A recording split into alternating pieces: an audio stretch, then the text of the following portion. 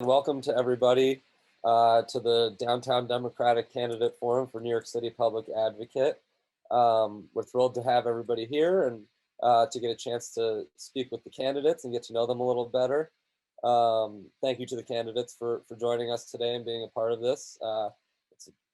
Personally, I feel like it's a very important part of the political process for all of you to have a chance to hear from the candidates running for public advocate today.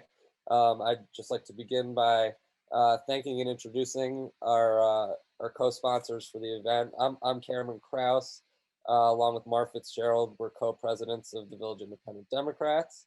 I'll go down the list. Representatives from CODA, if you'd like to say a few words.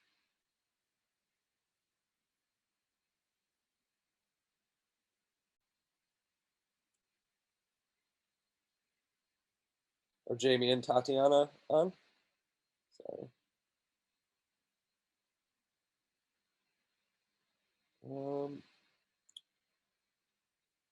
Okay, all right, I'll move along. Next up, we have Downtown Independent Democrats. Would you guys like to say a few words? I would. Thanks, Cam. I'm Richard Corman, president of Downtown Independent Democrats. It's great to be able to co-sponsor this with all of our downtown clubs representing Manhattan from below 14th Street. Amazing group of people, an amazing area for us to be representing here. I want to thank particularly the folks on our team that helped put this together. Joshua Goodman, David Weiss, Meg Pascarella, and Sue Burke. They really did an enormous amount of work putting today and tomorrow's forum together, so I really appreciate that. And thank you, Cam, Mar, and Chung for co-hosting this with us. Awesome. Thank you so much, Richard. Next up, we have Grand Street Democrats. Let's see. Hey, everybody, thanks. This is Jeremy Sherber. I'm the founding president of Grand Street Dems. Just very quickly, welcome and thank you to all of my downtown partners who have been putting these forums together. It's been really helpful for me and my members, and I hope other folks downtown. So thanks for the candidates for showing up today. Thanks so much, Jeremy. Next up, we have the new Downtown Democrats. See if I can find you guys.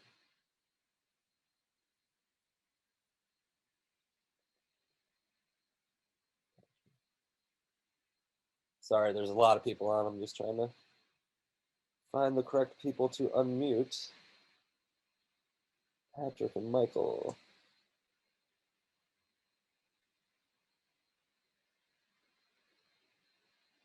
I don't see them.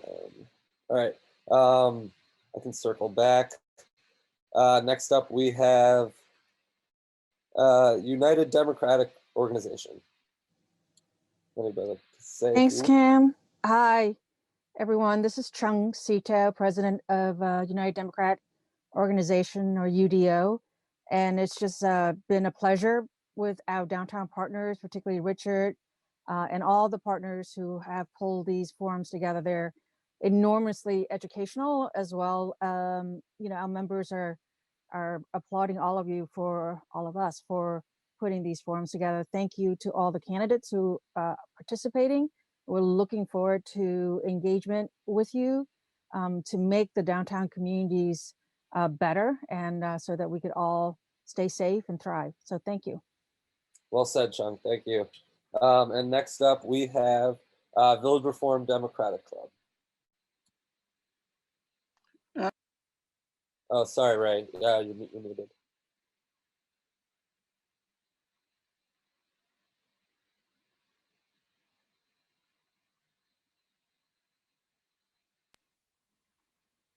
I think we're on now. Yes, you're good. Okay, I want to thank everybody who made this possible. This is one of those campaigns where it's kind of hard to pull off because it's overshadowed by so many of the other people running for office. So I want to thank everyone who's taking away their time on Saturday to be here. And hopefully we'll all have a healthy year. Have a good day. Thanks so much. And I echo what everyone said. Thank you to everybody that helped put this together. I have a feeling this is going to be a great forum. Just a few things at the top so that everyone's aware we are recording this. So just make sure if you don't want to be recorded, you can turn your camera off and mic off, or you can leave if you feel that too uncomfortable. But this is being recorded, just so everyone knows. We ask that in order to ask questions, you use the hand raise button. For some people, it can be found under the participants tab, though we're seeing that for others, it might be under the reactions tab. So in one of those two places, you'll be able to see the option to raise your hand. It's just too many people to keep track of people physically raising your hand. So we ask that you please use that button. In between candidates, we'll lower all the hands so the list will reset for the next candidate. We're gonna give candidates 5 minutes to talk, and then we're gonna do another 15 minutes for question and answer. Questions will have a 45-second time limit, and answers will have a 2-minute time limit. We'll try to be as fair as possible, but please do your best to keep it to 45 seconds. And to the candidates, please do your best to keep it to 2 minutes. And with that, I'd like to introduce Tony Herbert.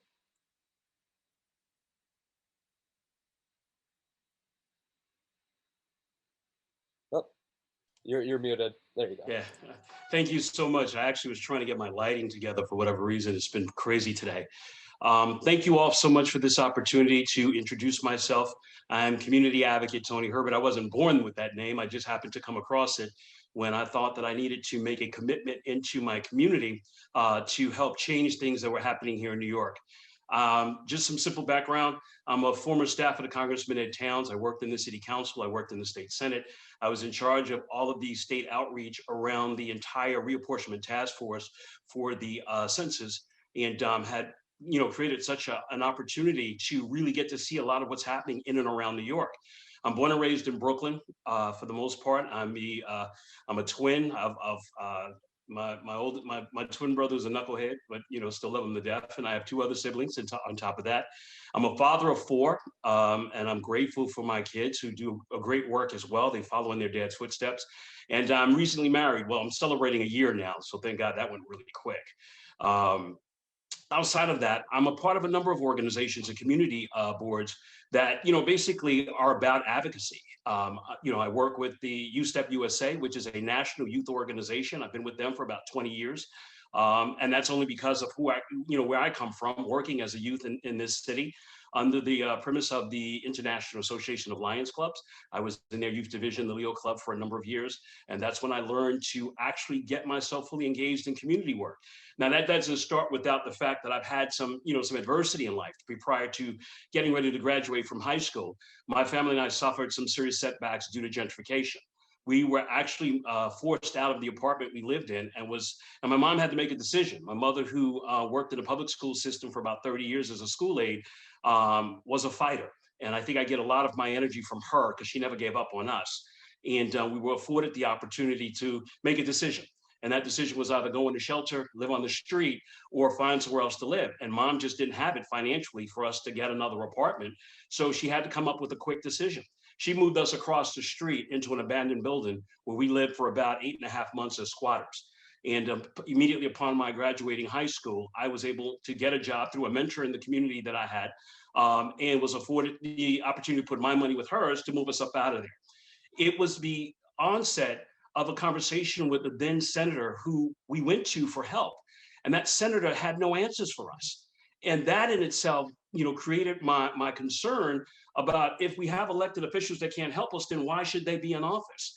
So that kind of piqued my interest into understanding what the whole government process was. So I did my due diligence, and I went out and I got myself integrated with the process of what it is to be elected, what it is to be a representative, and understood the dynamic of that. And that's why I sought after those particular positions and was in a position to go and work for a congressman, a city council member, and also for the state Senate Democratic caucus.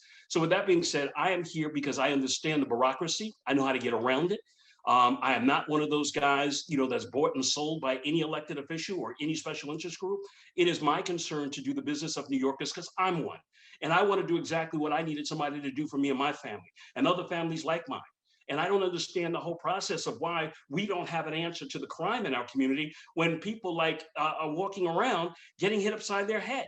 There should not be the most vulnerable in our community, women and children, fearing to go out on our streets or getting on our New York City subway. Somebody has to make noise. It's not enough to go out there and fly in the face of the police and blame them for all our issues, except for get to an opportunity where we can be at the table and working on what actually divides us and get us working together so the police are doing CPR and we are doing what we're supposed to do as New Yorkers, and that's becoming one. And that's what I will fight for, to bring New York together based on cultural lines and everybody else. At the end of the day, we should be one New York, one family. And that's what I believe. And that's what I would do. I would cross all kinds of lines into other communities to bring us together. I would engage our youth to do just that because they're going to inherit a lot of what New York is about. And if we don't prepare them the right way, we're going to get more of what we've been getting for the last 30 years. The same conversation about, oh, we're going to do this, that, and the third if you just reelect me this time. We can't afford to keep going back to that. I don't, Mr. Klein or Ms. Wolpe, none of you should have to fear walking down the street to get to where you have to go to in the day where you pay your taxes to be safe and looking for a clean neighborhood. And I told the same thing to the Upper West Siders, and I've got embraced by them. We need an advocate that is available and accessible to everyone's needs in our city, and not just out there acting as an activist and not doing the job of a politician that is to go out there and make sure policies are working for the very people that hired that individual. That's why I'm running for public advocate, in short, and I'd be more than happy to take any and all questions at this time. Thank you, Mr. Herbert, and congratulations on your 1-year anniversary. Thank Do we have you. any questions? Let me ask, are people able to find the raise hand function? Because I got some Kim messages. has her hand up. There we go. Tony Hoffman. You should be able to Quick question. I looked you up yesterday online and it had an I next to your name. Are you running in the Democratic primary or are you running as an independent? I don't know what the Board of Elections is doing. I think it's more shenanigans, but I am a Democrat registered. So we're going to rectify that before the deadline, because again, this is all the games of politics that's been played. And I put a book out about this craziness, if you get a chance to read it. It talks about all of the stuff that holds us back from actually wanting to run for office because of all the games being played. So I don't know what that's all about, but I'm going to get to the bottom of it. I am running as a Democrat. You will be running in the Democratic primary. Yes. Okay, thank you very much.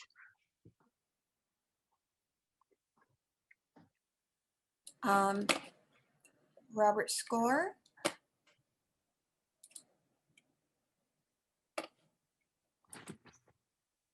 You should be able to unmute. Thank you. Excuse me. Thank you so much. And thank you, Mr. Herbert, for taking the time to be with all of us today. Thank you. I hope we're all safe and healthy and maintaining social distance and wearing face masks, etc.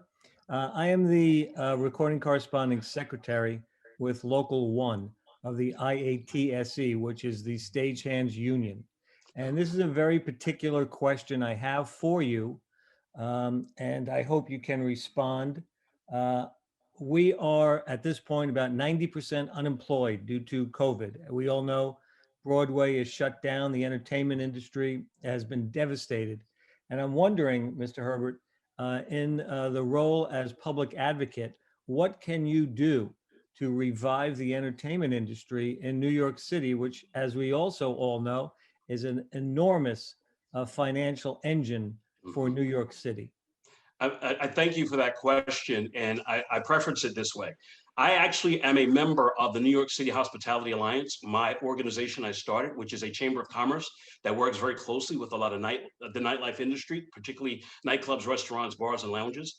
I come from the entertainment industry. I'm a former promoter, a party promoter, and I celebrate the fact that New York's nightlife has been hit. That we need, and should I say, celebrate the fact that we need to put energy into that, I should say, to revive it. When it's all said and done, New York is the reason why people come here, our nightlife. And at the end of the day, when I go to Broadway and I can't go see a play or something, it hurts my heart deeply. It hurted my heart that I couldn't go see the Rockefeller tree get lit, in the proper time frame. So I would be an advocate that would sound his bullhorn extremely loud to ensure that they understand that New York's nightlife is the bloodline that creates the excitement for people to come here. So I'd be the first person on the front line standing with you and your union members to encourage our city council members and this mayor to identify, if we can find money for bus lanes, we can find money to keep our entertainment industry alive and vibrant. Thank you. Our next question is from Mariama James. Mariama, you should be able to unmute. And I love your name, by the way, because it's mine. That's so funny. Hi, thank you. I think I met your aunt the other day, by the way. Thank you for all of you for being here, but particularly you, Sarah, of course. My question is, to what extent do you think the NYPD needs to be reformed, or do they just need training in things such as that which you suggested, like CPR or whatever else? Well, first and foremost, as an African-American male raising young Black men in this society, I recognize, and having had my issues in the past of being stopped and frisked, that first and foremost, the police department has to recognize it has a responsibility to show each and every one of us respect, courtesy, and professionalism. It is my position of late that I've always been able to get to the table and sit down and talk with the commanding officers of the various precincts, to talk with the brass at One Police Plaza. I think what has to happen here is that there needs to be some transparency with regards to us being able to work together, because we need police on these streets. There's no other way about it. We can't go out there and police ourselves. Heck, most of us don't even like each other, quite frankly, because we don't know each other. We've got frustrations. We've got all kinds of things going on. And the last thing we need is somebody telling us what to do. So what we need to do is work together. We need to still be at that table. We need a public advocate that can work directly with the police department and say to this commissioner, I'm watching, and I want to make sure that your police are doing the job, and I will interact with those police officers personally every single day. I would make sure that my public advocate in charge of public safety would be that person that would always be corresponding back and forth to ensure that we're doing what's necessary to keep New Yorkers safe, but at the same time, making sure that we're being respected. Can I ask him what could we do to prevent people like the discovered white supremacists that they had in charge of anti-discrimination and racism? Like, how can we ensure that people only who actually meet the qualifications and who have credentials for these positions within the police department are hired? Because I think that's a major part of the problem. Well, I think one of those things that can take place, and I would be open to more suggestion, is a serious vetting process. I mean, I applied for the police department, and I didn't get to the actual interview process because we had a major tornado or something like that. And then I changed my mind because the bank came to me and said, look, we're going to give you $25,000 more than what the police are going to pay you. So I took that job. But I think there needs to be, first and foremost, a stronger vetting process. And then we should also be involved in that process where we have we have these groups that are there, but the question is, what is the agenda of these other individuals that are sitting at those tables? We need people that are going to report directly back to the people, not just to a little committee of folks and they make decisions in the back room. We need folks that can get out here and respond directly to the people on why we have this particular officer or this commanding officer or these individuals in a place that they should be overseeing the safety of our community. So I talk about the thought process of us being able to be at the table when they do their interviews on these cops. Thanks so much. So much. Our next speaker is Terry Cood. Terry, you should be able to unmute. And hi, and thanks again for everybody pulling this very important forum together. The public advocate, one of the jobs of public advocate is balancing what's going on in other areas of government, such as the mayor. Yeah. One of the things that the mayor is doing right now is pushing through for affordable housing, a very important goal. So what are your thoughts on creating affordable housing, specifically on the use of MIH, mandatory inclusionary housing, and your thoughts on rezoning in historic districts?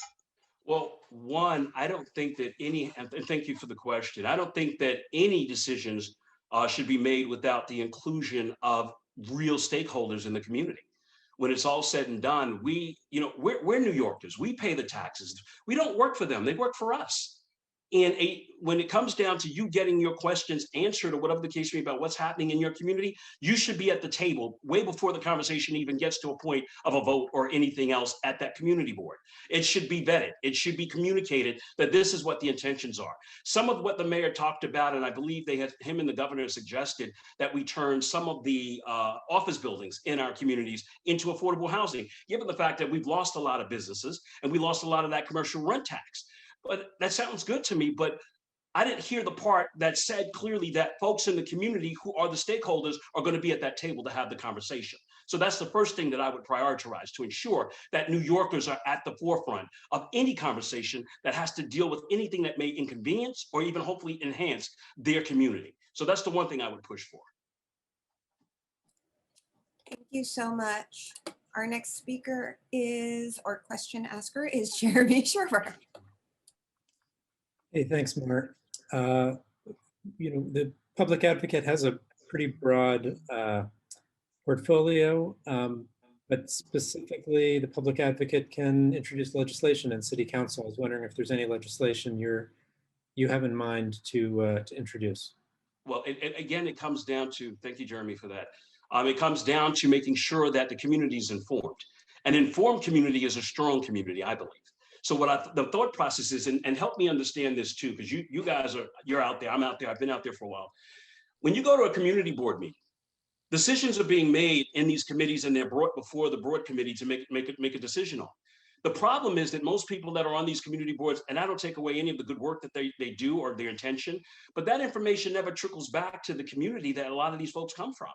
So it's a problem for me to say that we don't get all the information that's necessary to allow us to be able to grow in our own community. So one of the things that I look to put forward is to mandate that a community board, if they're not already doing so, that they automatically post up the minutes from their particular meeting, because the conversation goes like this. I hear people say, well, if you want to hear what's going on, come to the community board meeting. But hello, if there's 90,000 people in that district, 90,000 people are not going to fit in a room of 100 people. So my thought process is, let's get this out. So let's get the information so that we're all getting it in real time so that folks can make a choice decision in the next meeting as to what's coming up. It's got to be about informing the community and making sure that you have a public advocate that's going to bring it to you before it becomes a problem in your community. Thank you. Bill Ferns, you should be able to unmute.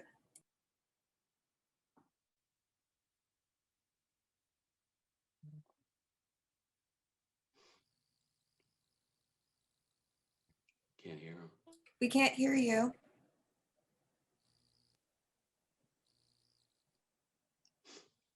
I don't know. Let's see if I can do anything. I'm going to mute you and then unmute you.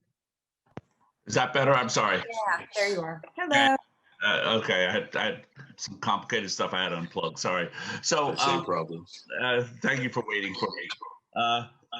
Quickly, my question is, the City Planning Commission has the public advocate appoints one. So the City Planning Commission, yes. What would be your ideal candidate?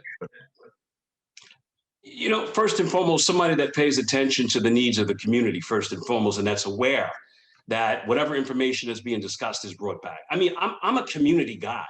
It's always been my position to make sure that we get the information so that we can make the decisions. My planning commission appointee, the first thing they would do is take that information, bring it back. We communicated it to the community first and let the community help us make the decision on what direction we should go in. Thank you so much. Laura Tenenbaum, you should be able to unmute. I'm unmuted. Thank you. Do you hear me? Yes. Okay, great. Thank you, everyone, for putting this together, and also for the candidates for spending their Saturday coming. I really am grateful.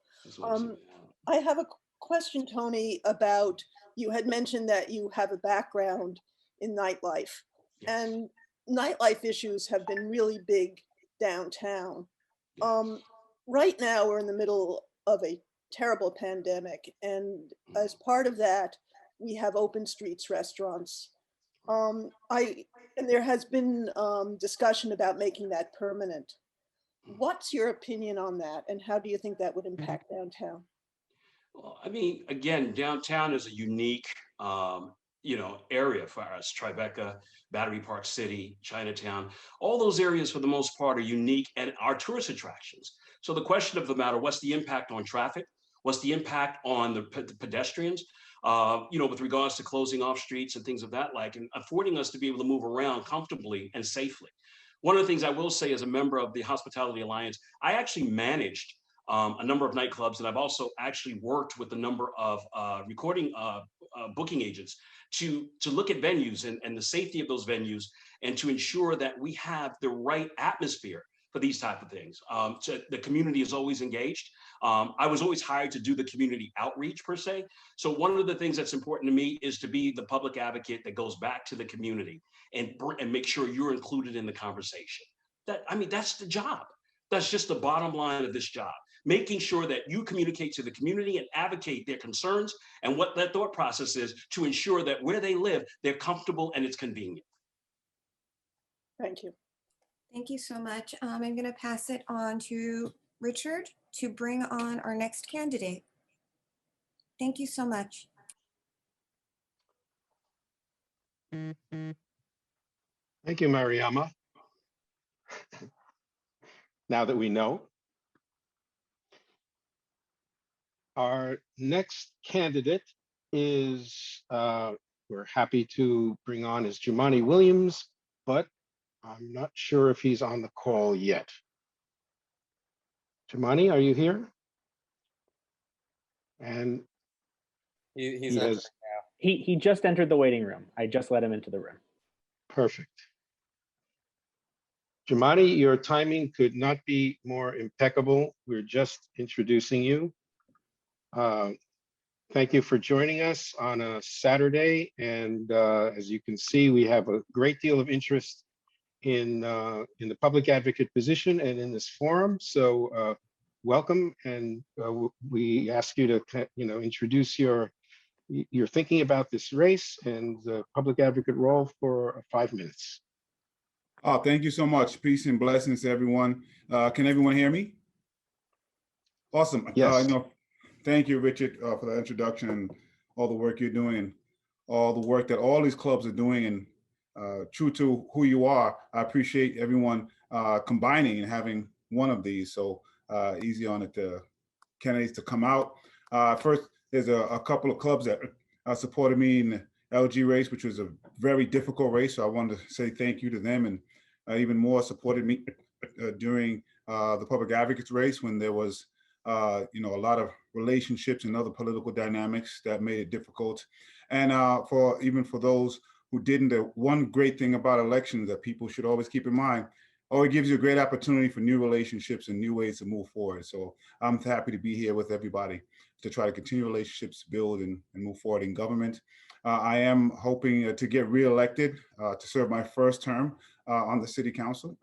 I'm sorry, I'm public advocate. I've been on the city council for just about a decade now as public advocate. The roles, folks may know, it's basically 5 charter mandated roles. So you have legislative powers, you're an ombudsman, you go between the city people and the government, to charter cop, making sure agencies are doing their job. You have appointments to you vote on a pension board, and you make appointments to very important committees.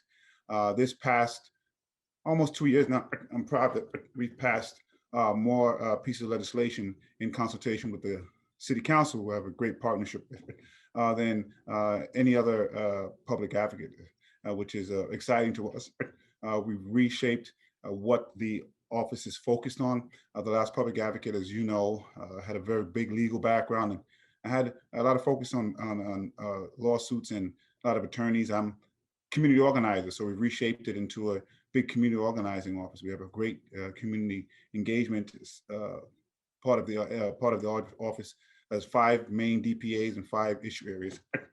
Really, I'll continue to push forward conversations as we move forward, not going back to normal, because I don't think normal worked for a lot of people, trying to build a better normal. I think you need to have a public advocate who really has the experience of not only speaking up and pushing back on power, but of actually getting results. And that's important as we try to get through this pandemic economically and around public safety, trying to reimagine what public safety is so it's not inextricably linked with just policing. And those are heavy conversations, and we have to have people who can do it. And I'm looking forward to doing that with all the clubs here while we keep our governments honest and as transparent as we possibly can. So thank you for the opportunity. I appreciate it.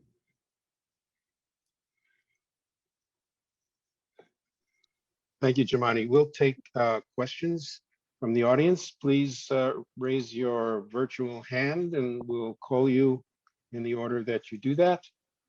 Again, please keep your questions brief. Try to keep them within 45 seconds and answers within 2 minutes so we can get as many questions in as possible. Robert Score, you're up first. I have to ask. Thank you so much. And thank you, Mr. Williams, for taking the time to be with us here today and for all your work as public advocate and on City Council. My name is Robert Score. I'm the recording corresponding secretary with Local 1 of the IATSE, which is the Stagehands Union. And my standard question to you and for all candidates that I've had the privilege of speaking with is how, as a public advocate, can you help restore the entertainment industry in New York City, which, as we all know, is a practically a $15 billion industry for the city. And we're hurting right now. We're about 90% unemployed. And I'm hoping that your role as public advocate can come in to support our members and our families. Thank you so much. Thank you so much for that question. For those who don't know, my first love is actually acting. So many people may know I have Tourette's syndrome, but when I'm on stage, my tics go away. I still do some work with the organization called Theater of War. The arts are extremely important to me. I think my mother used it to try to keep us two knucklehead children that she was raising by herself out of trouble. And she did a pretty good job with that. We managed to get in some trouble, but whether it was attending Harlem School of the Arts or I was a member of the All City High School chorus, it was a very big part of my education. So when people talk about STEM, actually, I always have to remind them to talk about STEAM because arts are very important. So it's not hard for me to want to engage on arts and entertainment. It's a critical part of just life. But I would even add, it might be even more critical to the regrowth that we need, especially now, as we're really not sure what work is going to look like as we get past this. So we have to have industries that we know can't move away and also help create New York, maintain New York City as a place to be. And I think arts and entertainment is one of those spaces. So I'm very much into trying to figure out how we do that, Robert. I have some ideas, but I welcome other ones because I think it's going to be a big part of New York City maintaining its status as we move forward. Thank you, Jumani. Our next questioner is Kathy Slowinski. Thanks, Richard, and thank you, Jumani, for showing up. I would like to ask you what your position is on the scheme to upzone Soho and NoHo and on upzoning in general. Thank you so much, Kathy, for that question. I actually usually try to talk about, I know people talk about upzone and downzone. I try to talk about contextual zoning because I think that is what we really have to think about. I went through this process, before I left, I was going through this process in East Flatbush. And really, I believe one of the problems is we've been kind of doing this piecemeal. We really need to do it on a citywide level. But most communities just generally don't want to give up density. So we do have to push that conversation. Just to frame it, if we, as a city, look the way we did 100 years ago, we wouldn't be the city. We wouldn't be the city with transportation and growth. If we look the way we did, the way we do now, the next 100 years, we probably would have failed the next generation. So the question is, how do we grow while maintaining the character of a neighborhood? That's a difficult conversation.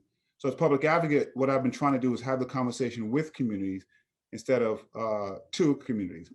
So what I generally say is that we in places have to give up density someplace, but we should talk to the community about where that density is possible. The difficulty of this, I will say, and I'll try to do this here really quickly, people will indulge me. I have 3 questions that I generally ask communities. The first one is, who thinks that housing and homelessness is probably one of the biggest concerns that we have as a city? If I get to see folks raise hands, who thinks that that is one of the, and who thinks that the primary answer to that is housing that people can actually afford and the income level that they can afford it? Raise your hand if you think. And then the next question is, who wants a taller building next to them? So no matter where you ask those 3 questions, socioeconomic, race, culture, everyone answers that question the exact same way. And it just shows the difficulty of even getting to the answer that everybody agrees is needed. So first we have to preserve the affordability that we have, that's number 1.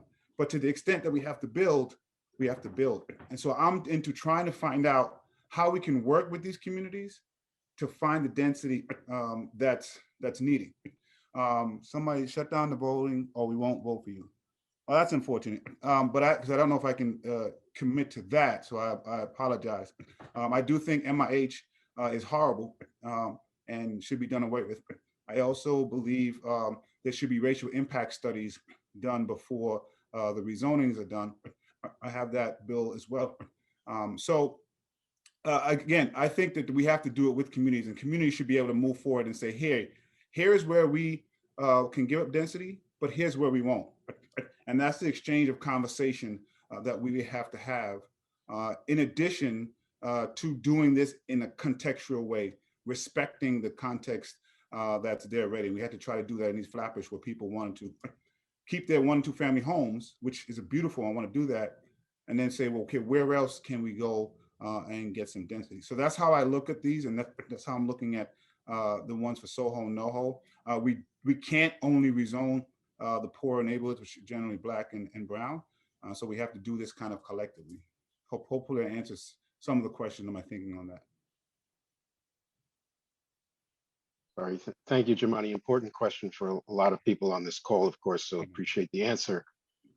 Our next questioner is Matthew Lowe. Hi, Jumani. I'm Matthew. I don't know if you remember me. We met at Brooklyn Tech and then also a bunch of other times before. I'm a member of UDO, and so I have noticed since even before the pandemic began, maybe 2 or 3 months beforehand, that Chinatown was already being affected by the xenophobia and racism that came with the connotation of having that community that also happened to be the same ethnicity as the country where COVID-19 originated. And so since September 2020, 82 restaurants in Chinatown have closed down. And at the same time, small businesses across the city are suffering from a lack of effective outreach and multilingual resources to assist small businesses in applying for relief. How do you seek to specifically support the needs of Asian American small businesses and communities in relation to this? Thanks so much for that question. Our small businesses have been walloped. I can never, even as I move forward, and I'm very progressive minded, can never under or overstate rather the impact of our economy and what we're dealing with right now. Small businesses is a huge part of that. For some reason, we always forget about small business. We start aiming for the big boys and girls, and we give all these tax breaks to the big ones to create jobs. And I've never understood, why can't we give those same tax breaks to small businesses and also incentivize their job creation? So my hope is to push some of those type of things. And it's really important that we not be afraid to focus not only small business, but culturally and racially as well, because we're pretty good at describing the problem that way. We're not very good at describing the solutions that way. And so we know a space like Chinatown was hit not only by the way the pandemic hit everybody, but by the xenophobia that was attached to it. And so we have to have an answer for that. And so I don't mind focusing on a place like Chinatown that not only is, culturally significant, it's pretty iconic in the city and in the state. And we have to make sure that we're focused on these places the same way the problem was. And so I'm into that. I even have a few ideas again, but I'm always willing to work with the folks who are closest hit because they usually have the best solutions. Thank you. Our next questioner is Victoria. Hi, Unime. It's Victoria. It was me who said that we wouldn't vote. You know me.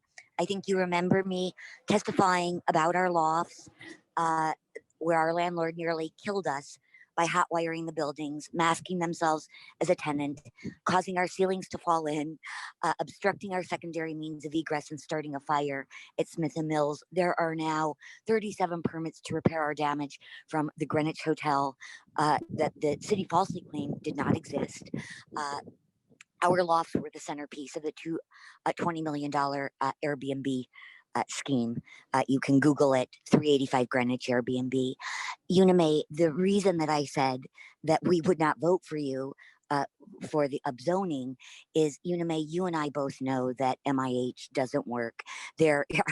We've gotten very few affordable units, and it's caused, first of all, major displacement. Half of Tribeca is now warehoused over the rezoning. Victoria, questions are limited to 45 seconds. So could you please state your question right now?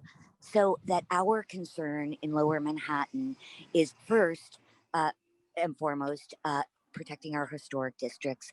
The second is that Tribeca and Soho were all lofts, and we support the entertainment industry. I'm sorry, Victoria, you didn't get to your question. Well, my question is, what are you going to do about the Soho rezoning, where the loft board has misrepresented how many rent stabilized units there are to put into rent stabilization, and why you haven't been more vocal to shut this down? It is such an important lifeline. Victoria, we have it. Thank you. Let Jumani answer. Thanks so much for bringing the question back up. Just to the last question, I also wanted to just make clear that we have to call out, anti-Asian sentiment and anti-Chinese sentiment a lot more than we do, particularly as we talk about the communities that need assistance. So I wanted to make sure I mentioned that. Just wanted to clarify, Victoria, it's Jumani. You may not, I've been called worse, but I just want to make sure that I clarified that there's a hard J on there. Oh, well, soft J, but a J nonetheless. So I just want to be clear, MIH stinks, and I think we should do away with it. I was one of 5 electeds to vote against it. If the question is, does what's being proposed is the best, I want to look back into it and see if the plan makes sense and if what we're getting is worth it, and if we're doing it contextually. If the question is, would I not support anything, then I can't answer that as a no. Like, I can't say I will not support anything, because it just doesn't make any sense. So what needs to happen is we need to preserve the most that we can to keep the context of the neighborhood, and in exchange for that, find where we can give density. But that density needs to be primarily mostly affordable. And so I do agree, if we're giving up density somewhere and it's primarily market rate housing, I don't know that we have to get rid of the loft. The lofts that are there to do this, and I don't agree with that either. So, I'm sorry if I can't answer the question exactly how you want. I would love to have your support and all the club support, but if you know me, I kind of try to say the same thing to everybody, so I don't have to remember what I lied to one person about. If possible. That's refreshing. Our next questioner is Marion Rydell. Hi, Marion. Hi, thank you. Hi, Jumani. It's nice to see you. You too. Thank you so much. My question has to do with the lack of, how could you help our situation with the East River Park and the lack of transparency that has been evident with the changing of plans? There was a plan that was accepted. There was a plan that was accepted. They said there was a value engineering report. Turns out there's no such report. Now there's another plan that did not have community input that is costing twice as much. That's going to have the park closed for at least 5 years. And when there's other parts of the city where other kinds of resilience has been developed, like gates that go up around the river instead of a 10-foot dirt dump not even dirt, fill dump that we're planning to get down here. How can we at least get to the table where we have conversation about what are the different options with transparency? What's the different effect of it for someone like me who lives, you know, a few blocks away in the co-ops to the people right along the river who live in NYCHA housing? And how do we get some clarity, transparency? So I appreciate that question, and it's coming up more and more. And when I actually have spoken to the council member there about the issues that I've been hearing, and I've heard some pretty good responses, but then I come back and I hear something else. And so maybe I can reach back out to the council member. And if there's folks who feel that they weren't on the table, maybe my office can try to make that connection. Because generally it's stuff like this. Sometimes you ask one party one thing, you go back, by the time you come back, there's something else. So I think it's be good to get everybody, this may have happened, but some of the folks who are most vocal are kind of in the same space, and just maybe have that conversation with everyone in the same space so we can all hear the same thing. Thank you. Our next question is from Joanna W.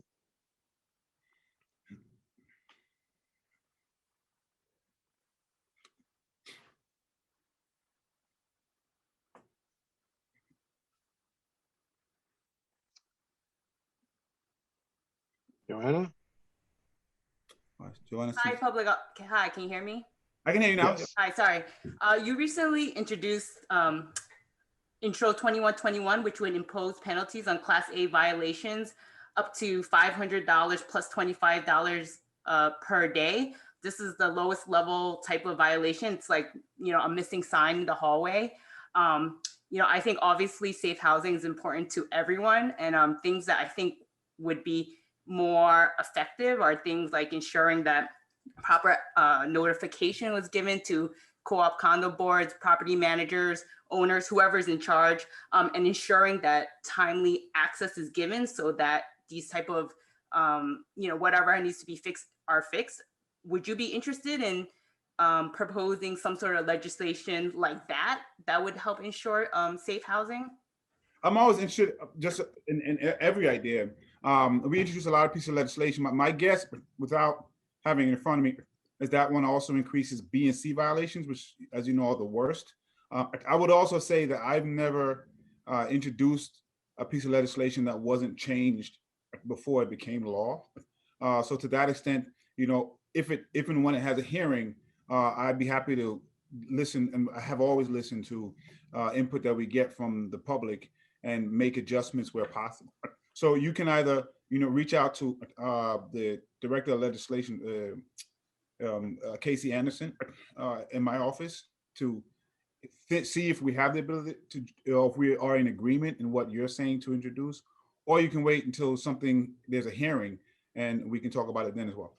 Yeah, I've been in contact with Casey, so I'll reach back out to her to continue that conversation. Thank you. No problem. Thank you. Jumani, thank you so much for joining us. Unfortunately, we're out of time. It looks like with all the questions ready to be asked, we could go on for quite a long time. So please, if you didn't get a chance to ask your question, put it in the chat or send it to one of your club reps, and we'll try to get answers back for you from Jumani. So thank you so much for joining us, Jumani. I don't know, is there like maybe a minute closing or something I can say? Yes, why don't you please take a minute. Okay. Thanks again. So, you know, we've been focused on the campaign side, on the government side, but we're really not taking this race for granted at all. So we'd really love to have the support of all the clubs here. It would mean a lot as we move forward toward a primary day. I did want to mention, I thought this would come up, but you know, public safety is a very important topic. I thought it would come up with one of the conversations, and we have to have this conversation thoughtfully, but in earnest. Gun violence is going up in communities, and we can't ignore that. So we have to have a plan. I've been asking for a plan to happen the same way with the pandemic every day, to have the mayor and others talk about what's happening. And what we need to do is make sure that our police officers, who have an important job to do, is that they understand what it is, the job is, and what that role is inside of public safety. What has happened too often is we've equated it with public safety. And we know where communities that have access to quality jobs, access to quality healthcare, housing, school, look a lot different. That doesn't mean you can't excuse, you have to excuse people. There's no excuse to be shooting people in the street. But we also know we have to get to the root causes of these issues while we're holding people accountable.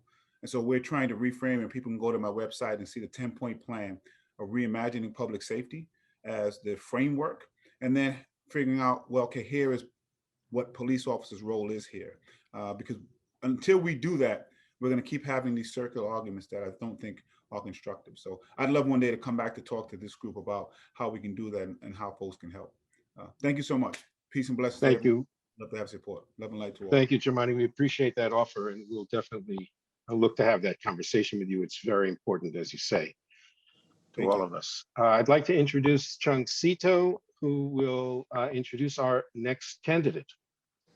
Thank you, Richard, and thank you, Jumani, for taking time. Those are really important questions to address, as well as public safety. So engagement on that is critical, as we are seeing much more street violence and attacks and gun violence as well. And so we're looking forward to that. Next, we have Theo Chino. Theo, are you on?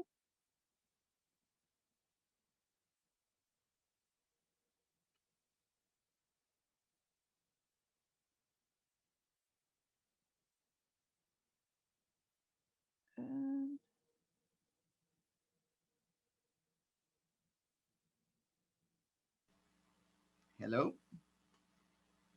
Hi, I think you're unmuted now. Sorry about that. Hello, how are you? We're great. So we're here waiting for your comments. Well, my name is Theo Chino. I will be very short. Thank you very much for all the Downtown Club to organize this. And I won't go over who I am, because I had sent that about a year ago when I ran for the chair of the Democratic Party for the Manhattan Democrats. So if you remember the county committee, I had sent a letter to everybody. Instead, I want to talk about why I'm still running for public advocate. And I'm still running because I believe that my comrade Jumani here has failed. And he's an activist, and I want to say bravo to him. But there is still a lot of things that we need to do together. I am an activist, all that stuff.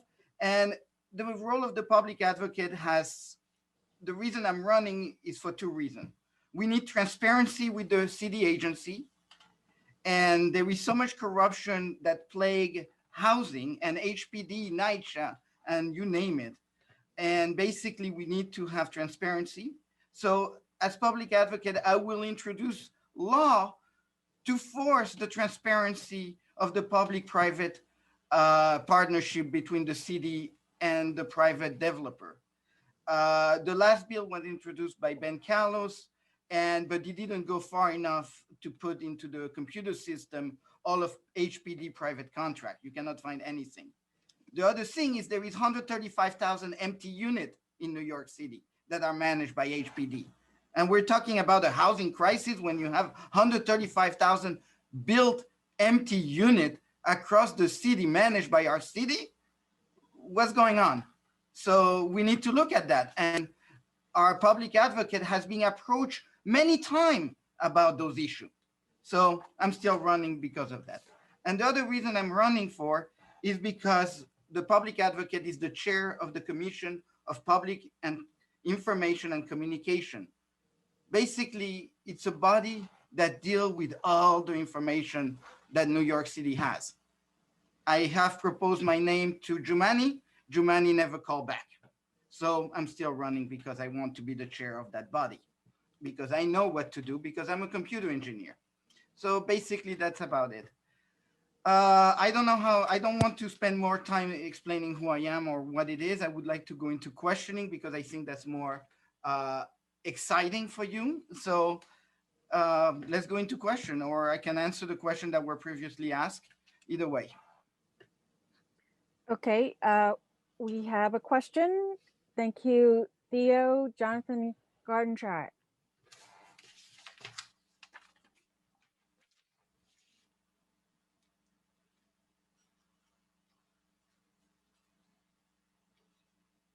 Jonathan, I cannot hear you.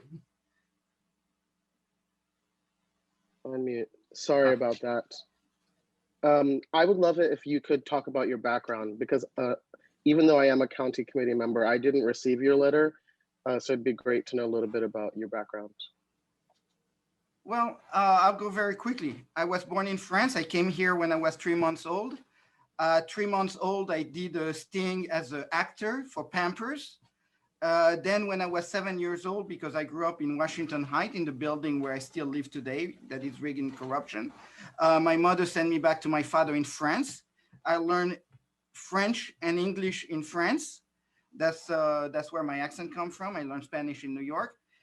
Then at 17, after I got pulled by the NYPD at gunpoint over driving my uncle's car, basically I left for Alaska. I went to study, I studied computer science in Alaska. Then I got hired by, in the Silicon Valley.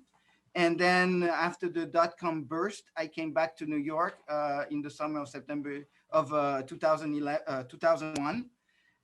And then I got hired in 2004 by Time Warner to rebuild the whole digital infrastructure.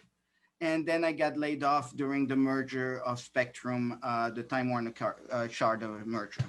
And ever since I've been building Rep My Block, trying to get as many people into the county committee. And that's basically, that's in a nutshell. And I'm married to a wonderful psychiatrist, just to mention it. Okay, thank you. Next up, we have Annie. Hi, Annie.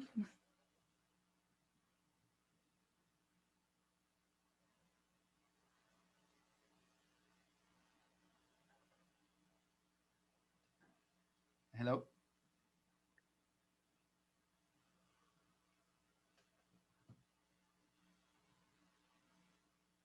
One, two, three. Oh. I don't think that she's. I've asked her to unmute. Well, I have too, so I don't know that. No, I am being, hello, I'm trying again. Can you hear me? Okay. Yes, we can hear you. Yeah, I saw it flashing back and forth on mute, unmute several times. So apologize for that confusion. Theo, hello. And my question is regarding whether or not you think that Mayor de Blasio should be negotiating to procure hydropower from dams in Canada built on Indigenous lands. And what would you do as controller? I'm sorry, as public advocate regarding this matter? So Annie, I know you very well. Thanks for the question of Hydro-Québec. I have a somewhat a different of opinion, but I'm still, Hydro-Québec, basically they build a dam in Canada to procure, to basically do sustainable electricity for the city of New York and Boston and everything. I've been investigating the Hydro-Québec history, and I've been talking to some people who are socialists from France who do work for the Quebec government, and ask them what's the story behind it, because there is this story about the indigenous land, and that's something that that really drives me nuts when you do not take in consideration the community to build something. Whether it's here in New York or it's somewhere else in the world, we need to be mindful of how we affect the community locally. And Hydro-Québec is an example that through our electric wire, we are causing harm somewhere else. And all that because someone wants to make a buck.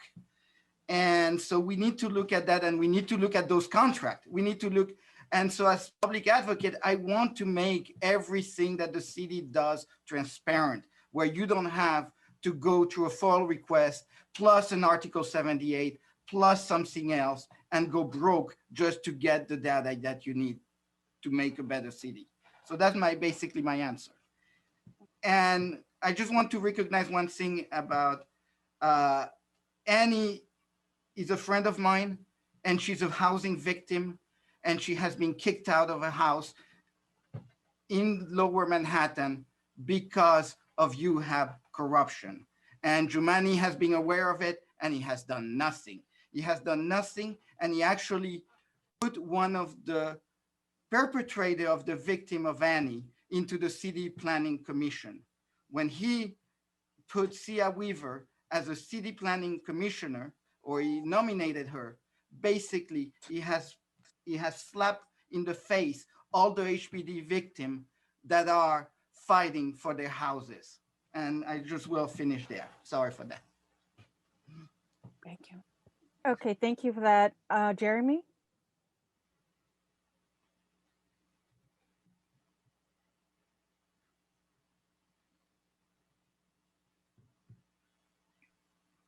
Jeremy Sherber? Sorry. Sorry, I was just waiting for the unmute button.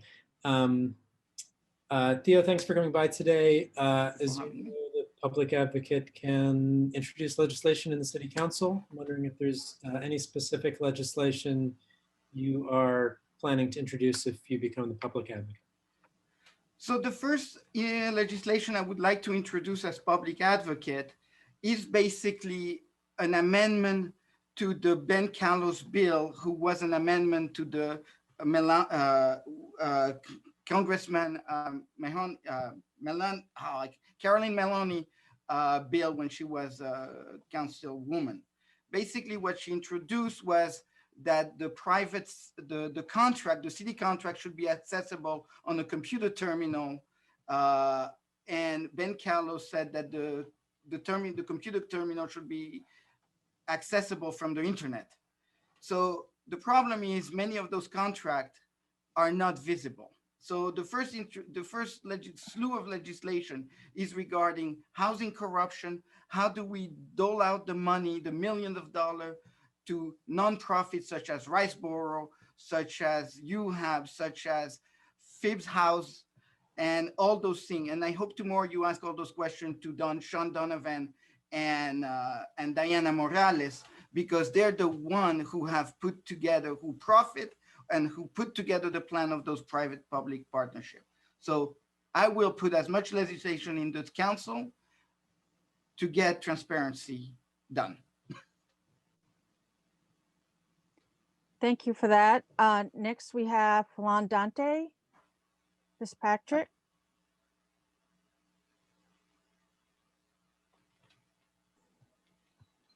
Hi, everyone. Hi, thanks, Chio.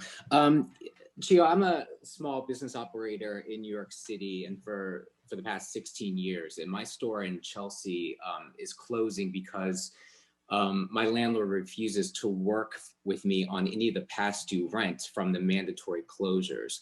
What would you do to help small business owners now, not a year from now, like myself? So, I mean, for you as a small owner, I will say this. We need UBI, Universal Basic Income, so everybody can survive. The actors that are struggling, I mean, what are we going to do? Open the theater and they're going to perform in front of an empty stage where nobody pays a ticket? That's not how it works. So we need to help everybody, UBI number one. For the other thing is right now, we need a complete freeze of everything that is rental. And we need to stop this thing of trying to find new business to replace existing business. So we need a complete freeze of everything. The third part for the future is we also need rent stabilization, universal rent stabilization for business and for people. And when I say that, I know that there is a lot of people who HDFC and co-op that depend on the stability of the business revenue. And that's why they prefer to go with a big bank name, because they pay their bill at the end of the month. So small business, we need to revitalize small business. And like Jumani said, in a way, small business are the biggest creator of jobs. But jobs doesn't appear because the government said. Job appear because there is opportunity out there and there is a need. So you as a small business, I mean, I'm telling you, we need to freeze. We need to freeze the rent right now, try to keep you alive while your store is closed, and the negotiation on rents hike, they shouldn't be taking place at this moment. This is like, I call it, this is a highway robbery in a way. And thank you, Theo. Next, we have Jim Forat.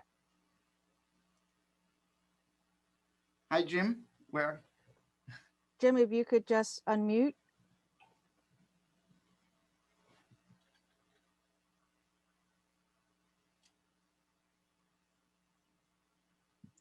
Can you hear me? Yes. Yes. Yes, we can hear you, Jim.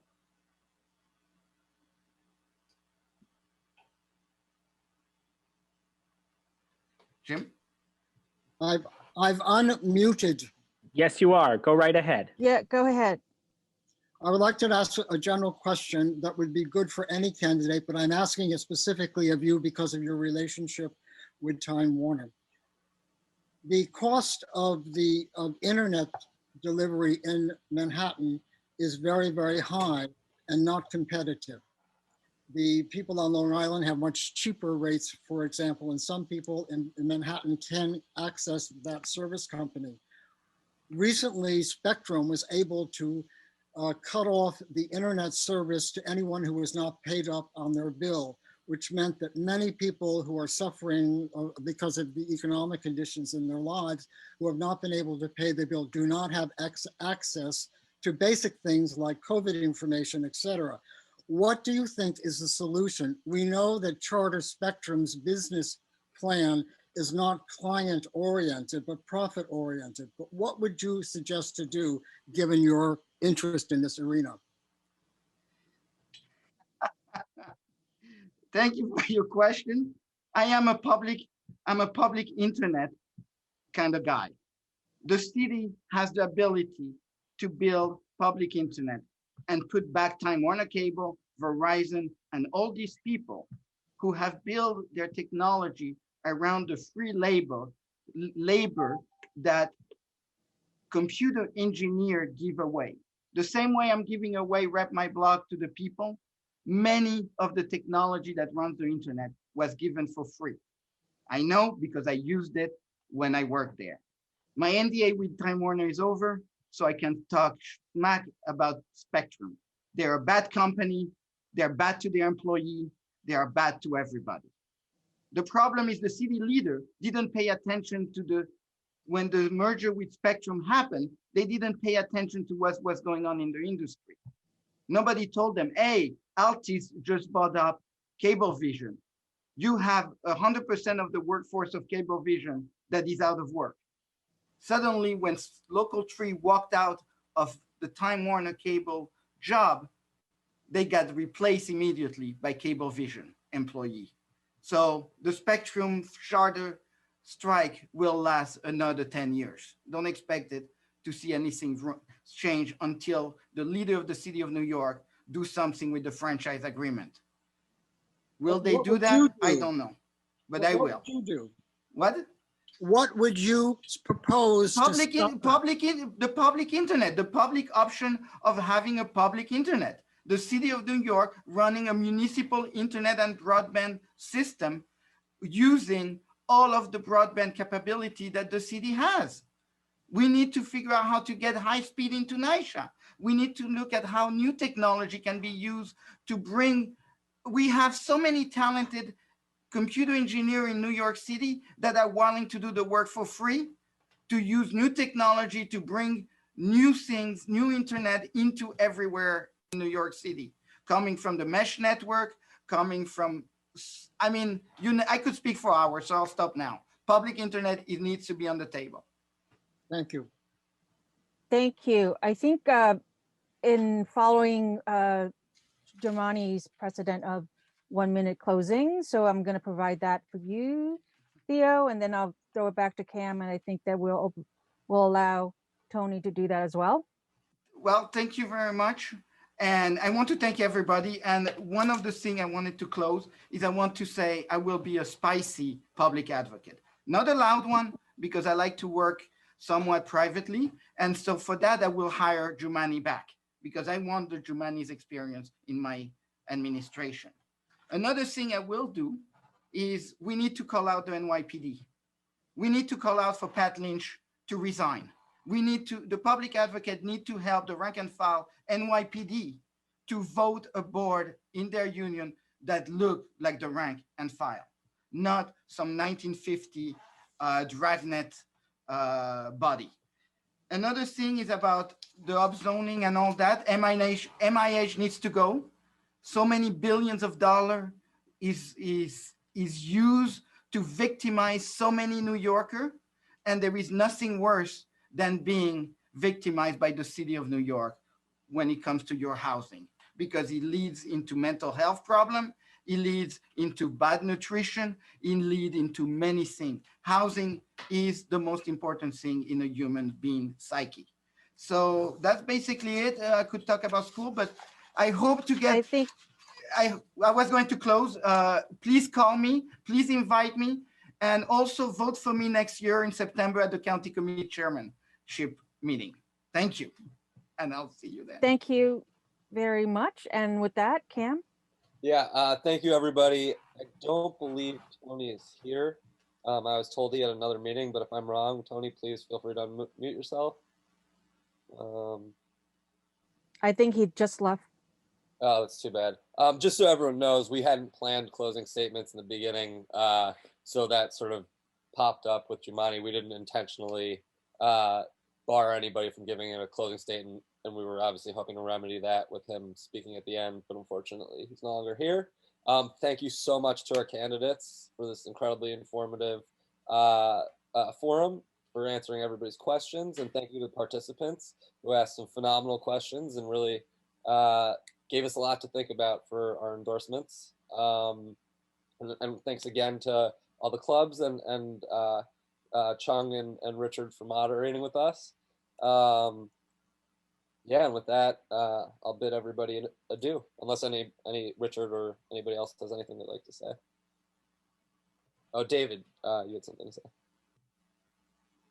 I just want to say that Lower Manhattan lost a really special activist a little over a week ago, Corky Lee, really staple of our community and an amazing photographer who documented activism as well as participating in it and blended those things in a way that I think Jumani talked about a little bit.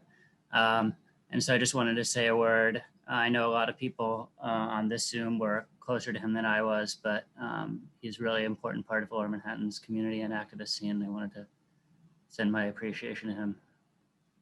Thank you, David, for that. Yeah, I was just saying right before this call, we lined up the streets of Chinatown so that his procession can come by one more time. So that's really beautiful. Does anybody else have anything they'd like to say? Seeing none. All right. Well, thank you so much, everybody. Thank you, everyone.